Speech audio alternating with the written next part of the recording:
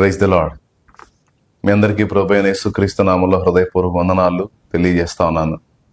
నిన్నటి రోజున జరిగినటువంటి ఆ దారుణాన్ని గురించి తెలుసుకొని చాలా వేదన పడ్డాను. వాస్తవానికి నిన్నటి నుంచే చాలా డిస్టర్బ్గా ఉన్నాను నేను. ఎందుకంటే ఒక మంచి దైవజనుణ్ణి మనం కోల్పోయామన్నది స్పష్టం. ప్రవీణ్ పగడాల మంచి దైవజనుడు, దేవుని కొరకు రోషం కలిగినటువంటి వ్యక్తి, ప్రభు సేవలో చాలా కష్టపడ్డాడు.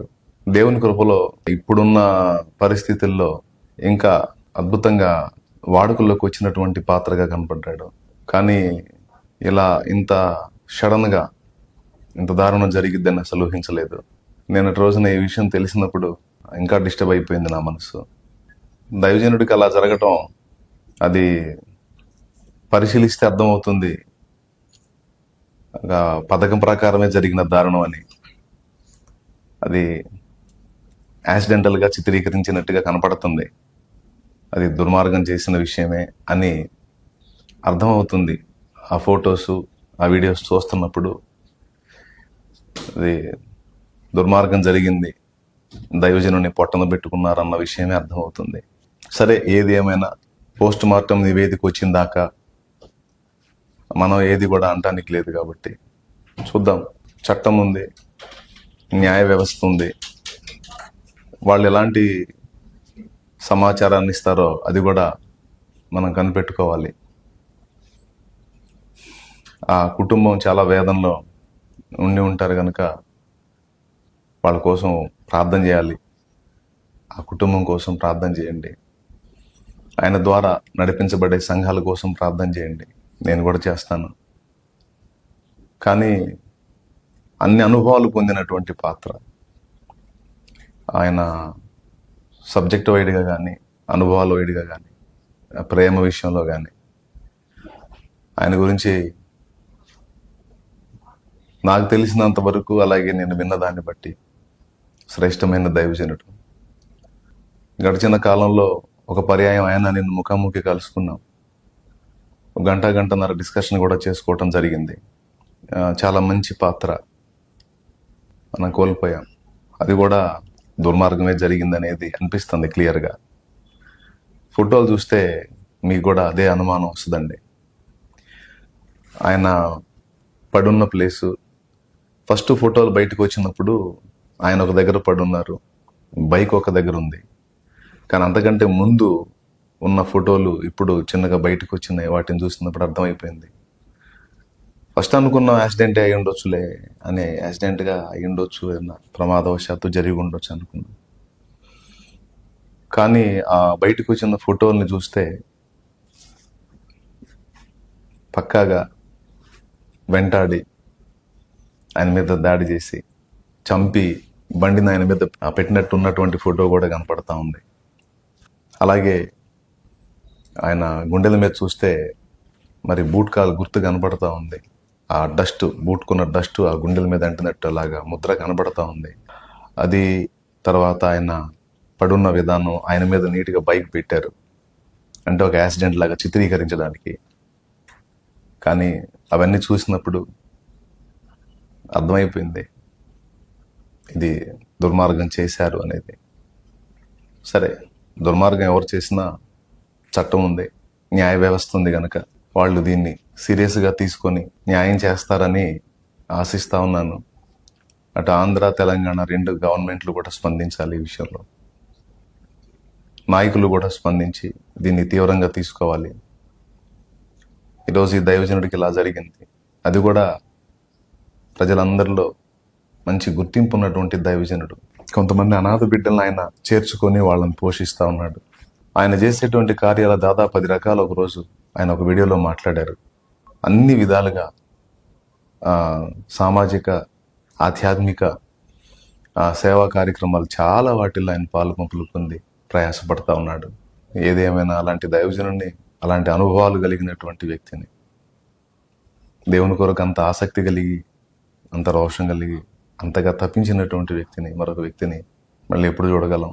ప్రవీణ్ పగడాల అన్నలాంటి వ్యక్తిని, మరొక వ్యక్తిని మళ్ళీ మనం ఎప్పుడు చూడగలం? మరి ఇంత దైవజనుడికే, ఇంతమందిలో గుర్తింపున్న దైవజనుడికే భద్రత లేనప్పుడు సామాన్యంగా ఎక్కడో ఉండి మారుమూల ప్రాంతాల్లో సేవ చేసుకునే దైవజనులకు ఇంకెంత ప్రమాదం పొంచిందో ప్రభుత్వం దృష్టిలోకి తీసుకొని ఈ మత విద్వేషాలని అరికట్టే విధంగా చర్యలు తీసుకుంటారని ఆశిస్తా ఉన్నాను. మరి ఇంకా దైవజనులు అంటే వాళ్ళు ఈ టైం ఆ టైం అని ఉండదు, పాపం తిరుగుతూ ఉంటారు, సేవలో పరిచర్లు మేము తిరుగుతూ ఉంటాం, అనేక ప్రాంతాలకు వెళ్తూ ఉంటాం.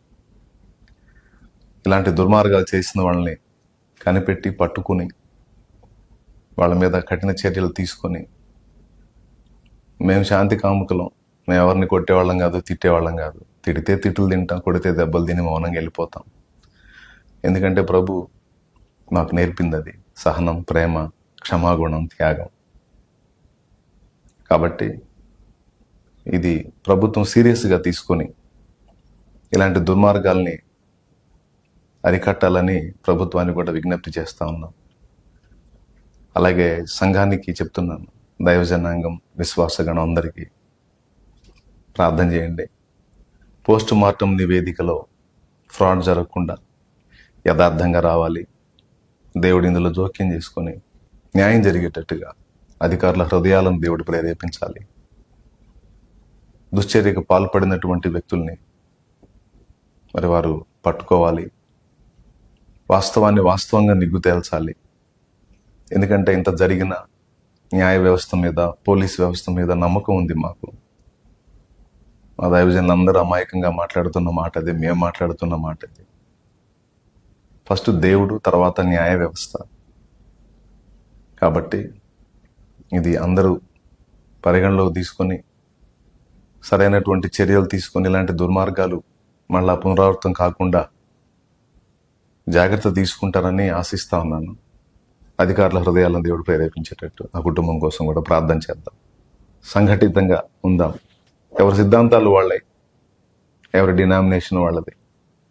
అయినప్పటికీ మనందరం క్రీస్తు రక్తమును బట్టి ఒకే కుటుంబానికి చెందిన వాళ్ళం, మనందరం దేవుని బిడ్డలం, క్రైస్తవులం. కాబట్టి సంఘటితమై పోరాడాల్సినటువంటి సమయం ఆసనమైంది.